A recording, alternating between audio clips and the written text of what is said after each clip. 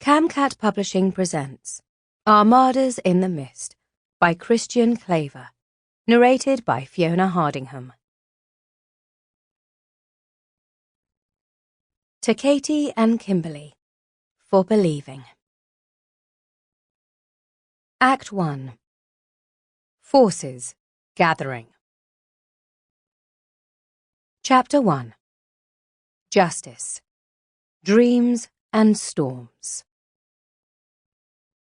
The things I remember most about the days before the Battle of the Sevens are the storms and the dreams. Turns out these weren't really two different things, though I didn't tell anyone that at first. I came out on the deck of the HMS Spectre in the mist, buttoning Father's old black full-length coat against the murderous cold and squashing my wide-brimmed hat down more securely on my head. "Captain on deck!" one of the dwarven gunners shouted. The other dwarves in his crew and a few of the merfolk prowlers, coiling rope nearby, all stopped to salute. "Captain Justice!" the gunner said.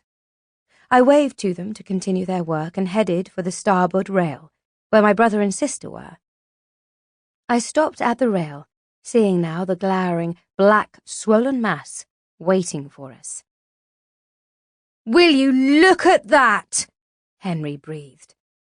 "I don't want to," Faith said, her voice catching a little.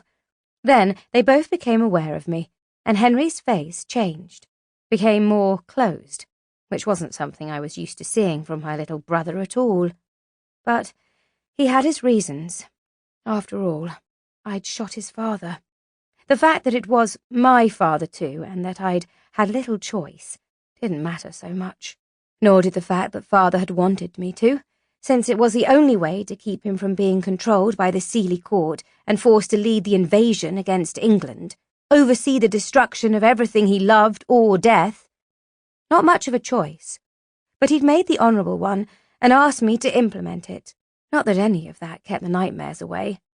Faith, having been with Father and me through most of it, understood why I'd done what I'd done.